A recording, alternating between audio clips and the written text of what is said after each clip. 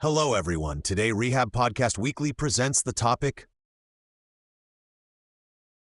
the shoulder complex, functional anatomy, and biomechanics. We really do rely on our shoulders for so much, don't we? Reaching, lifting, throwing, everything. It's such a versatile part of our body. It really is. And incredibly complex when you look under the surface. So today, let's do just that. We're taking a deep dive into the shoulder complex itself. What makes all that movement possible? Exactly. And just to be clear, we're focusing purely on the anatomy, the function, the biomechanics. Think of this as a foundational look, drawing from anatomical texts, biomechanics research, studies on the shoulder and spine connection. Really digging into the structures. We're parking any clinical talk, injuries, treatments for another time. Okay, pure structure and function. Love it. So where do we start? The bones, I guess. It's got to be more than just the arm bone plugging into the torso. Oh, much more. You've got the shoulder girdle itself. That's formed by your two scapulae, the shoulder blades, and your two clavicles, or collarbones. And they connect up front to the sternum, your breastbone. Right, sort of like a structural ring at the top of the chest. Kind of an incomplete ring, yeah. But it provides the base, the foundation for the whole arm to attach and move. And the clavicle, that S-shaped bone you can feel at the front, it seems kind of prominent. It is, and that S shape is important. It gives it some resilience, helps it handle forces. It connects medially to the sternum and laterally out to the scapula. And it looks like a lot attaches to it. Oh, definitely. For a relatively small bone, it's a major anchor point. You've got parts of the deltoid, the pec major, trapezius, sternocleidomastoid in the neck, even the small subclavius muscle underneath. It's a real hub. Wow. Plus, that mid-clavicular line is a really common surface landmark for clinicians, and unfortunately, it's also pretty commonly fractured. Yeah, you hear about that. Okay, so clavicle, check. Then the scapula, the shoulder blade, that big, flat, sort of triangular bone on the back. That's the one. It Right. glides over the rib cage. It's a massive attachment site for muscles controlling the shoulder and arm. And crucially, it has the socket part of the main shoulder joint. The glenoid fossa. Precisely. That's where the head of the humerus, the top of your upper arm bone, articulates. Okay, so that covers the main bony players. But the movement happens at the joints, right? How many are we really talking about in this whole complex? We generally consider 4 key joints. First up, the sternoclavicular joint, or SC joint. That's where the inner end of the clavicle meets the sternum. Okay, what kind of joint is that? It's a synovial joint, allows a gliding movement. Interestingly, it has a little fibrocartilaginous disc inside, like a small meniscus. Ah, like the knee, for shock absorption. Partly, yes, and it helps the bones fit together better. This joint allows the clavicle to move up and down, forward and back, and even rotate a bit along its length. Essential for overall shoulder movement. Got it. So SC joint connects clavicle to chest. What about the other end of the clavicle? That meets the scapula at the acromioclavicular joint, the AC joint. It's out at the point of the shoulder, connecting the clavicle to the acromion. The acromion being that bony bit you feel right on top. Exactly that. The AC joint is another small synovial gliding joint, sometimes with its own little disc too. It's really important for allowing the scapula to move properly and for transmitting forces. You've got ligaments like the acromioclavicular and coracoacromial ligaments helping hold it together. Okay. Now the next one you mentioned, the scapulothoracic joint. That one always felt a bit different, not a true joint. You're spot on. It's not a true anatomical joint with a capsule and cartilage like the others. It's what we call a physiological joint, or maybe an interface. An interface. Yeah, it represents the movement between the front surface of the scapula and the back of the rib cage, the thorax. There are muscles in between, like serratus anterior and subscapularis, that allow the scapula to glide smoothly. But it's still crucial for movement. Absolutely essential. This gliding allows for a huge increase in your overall arm motion. It's key to that scapulohumeral rhythm we hear about. Plus, it provides a stable, moving base for the main shoulder joint to work off. Scapulohumeral rhythm. Okay, we definitely need to circle back to that. But let's cover the fourth joint first, the main event, the glenohumeral joint, the ball and socket.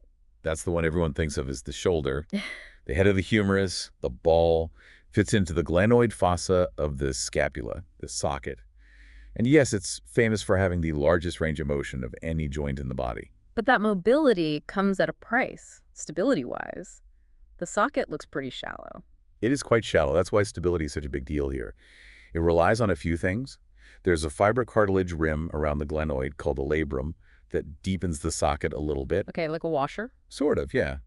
Then you have the joint capsule itself and various ligaments providing static stability, passive restraints. But the real key, especially during movement, is dynamic stability. And that comes from? The rotator cuff muscles. They actively compress the humeral head into the glenoid, keeping it centered as you move your arm through space. Hugely important. Rotator cuff. Right. We need to talk muscles. Let's stick with the scapula for a second. It's not just passively holding the socket, it's moving actively too. What muscles make that happen? There are 5 main players controlling the scapula. You've got the big trapezius muscle with upper, middle, and lower fibers. They handle elevation, retraction, depression, and upward rotation. Shrugging, pulling shoulder blades back, down, and tilting them up. Got it. Then levator scapulae helps elevate and downwardly rotate. The rhomboids, major and minor, help retract, elevate, and downwardly rotate as well. Okay. Serratus anterior, under the scapula along the ribs, is vital for protraction, reaching forward and upward rotation. And finally, pectoralis minor, the deeper chest muscle, helps pull the scapula down, forward, and tilt it. Wow, quite a team pulling that bone around. And they all have specific nerves telling them what to do. Precisely. Trapezius gets the spinal accessory nerve. Levator scapulae and rhomboids get the dorsal scapular nerve. Serratus anterior gets the long thoracic nerve, famously vulnerable. Pec minor gets the medial pectoral nerves. Each nerve traces back to specific spinal cord levels. It's intricate wiring. It really is. You mentioned force couples earlier for the scapula. Can you explain that? How does that work? Yeah, it's a really neat concept. A force couple is when 2 or more muscles pull in different directions, but their combined action produces a specific rotation or movement. Like steering a wheel with 2 hands. Exactly like that. For upward rotation of the scapula, tilting the bottom outwards as you raise your arm, you need the upper trapezius pulling up, the lower trapezius pulling down, and the serratus anterior pulling forwards and outwards. These different pulls combine to create that smooth upward rotation. Ah, I see. So seemingly opposing forces work together. Precisely. And downward rotation has its own force couple, involving pec minor, rhomboids, and levator scapulae. It's all about balanced, coordinated action. Makes sense. Okay, let's switch focus to the muscles acting directly on the humerus, the arm bone itself. How do we group those? We can think about them based on location. Anteriorly, you've got the big pectoralis major with its clavicular and sternal heads. Posteriorly, the powerful latissimus dorsi and teres major. And then superiorly and laterally, the deltoid muscle. The deltoid is the big shoulder cap muscle. Right. And we often divide the deltoid into anterior, middle, and posterior fibers because they have slightly different actions: flexion, abduction, extension. And tucked underneath or around that main joint, we have the rotator cuff we mentioned earlier, not just one muscle, right? Correct. It's a group of 4 muscles, critical for both movement and stability. There's the subscapularis on the front of the scapula, the main internal rotator. Right. And the supraspinatus runs across the top, really important for initiating abduction, lifting the arm out. Got it. And on the back, you have the infraspinatus and the smaller teres minor. Both are key external rotators and also help with some abduction actions. But you said they're crucial for stability too, not just rotation. How does that work? Yes, hugely important dynamically.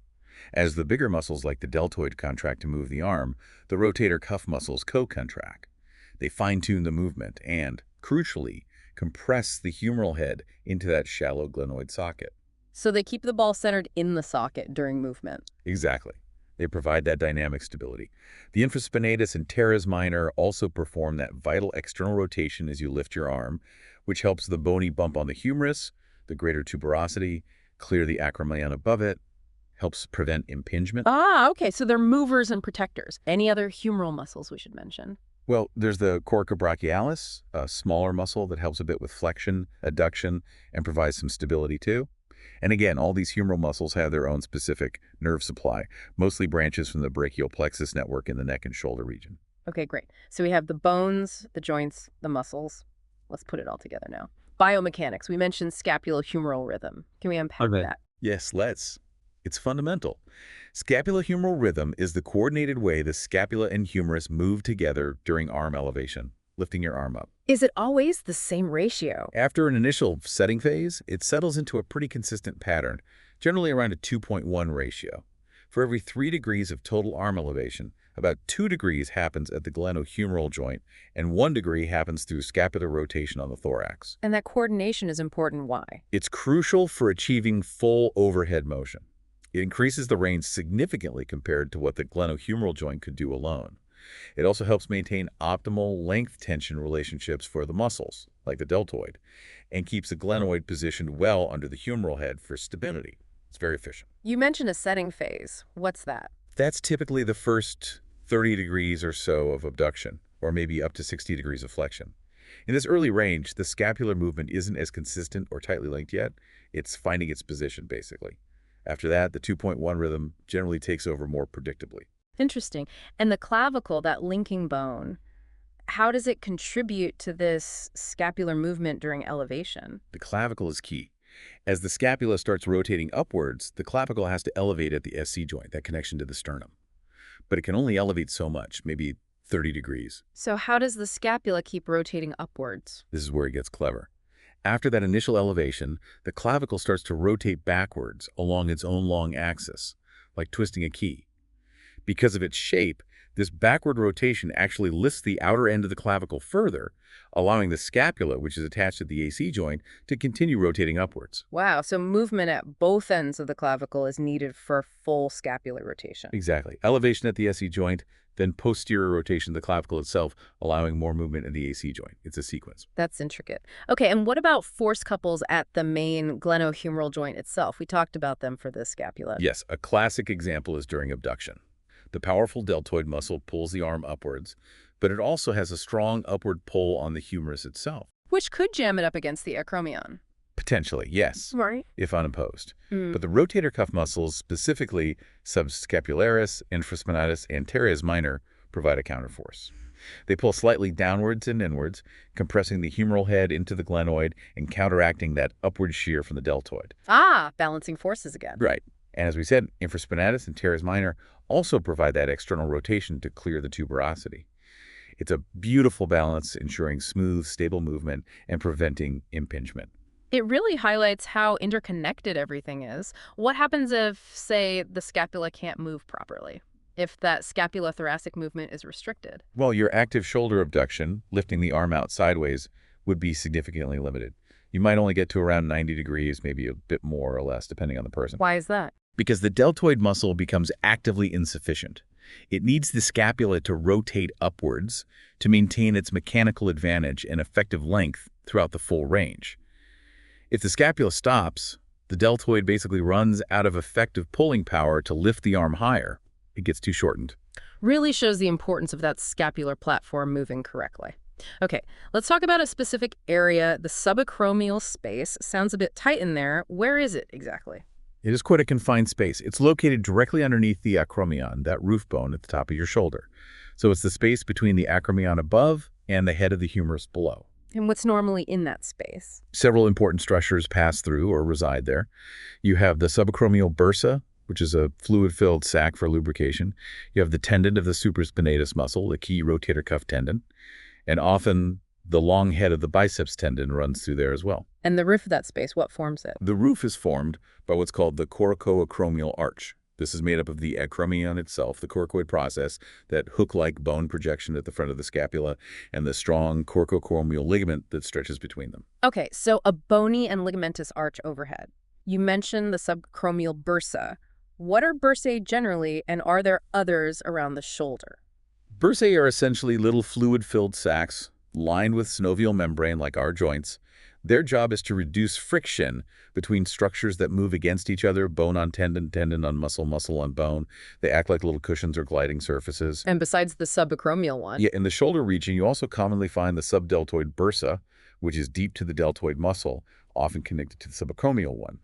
And there's usually a subcoracoid bursa under the coracoid process between the subscapularis tendon and some other tendons there. They all help things glide smoothly. So we've gone through the bones, the joints, both true and physiological, the muscles controlling the scapula, the muscles moving the humerus, including the crucial rotator cuff, the biomechanics like scapulohumeral rhythm and force couples, and the subacromial space. It's a lot. It really is an incredibly intricate design. The amount of mobility we get from the shoulder is just phenomenal, but it relies entirely on this complex interplay between all these parts working together in a highly coordinated way. Every piece matters. Absolutely. From the shape of the clavicle to the firing patterns of tiny muscles, it all contributes to this huge functional range we mostly just take for granted. It really makes you appreciate the complexity. And it also makes you think. Yeah. Well, just consider how a seemingly small change, maybe a slight alteration in bone shape or a weakness in one muscle or restricted movement in one joint, how that could potentially ripple through the whole system and affect the overall movement, the stability, everything. It really sets the stage for understanding how things might go wrong, doesn't it? Edited by Min. Rehab. Thank you all for listening, and see you in the next podcast.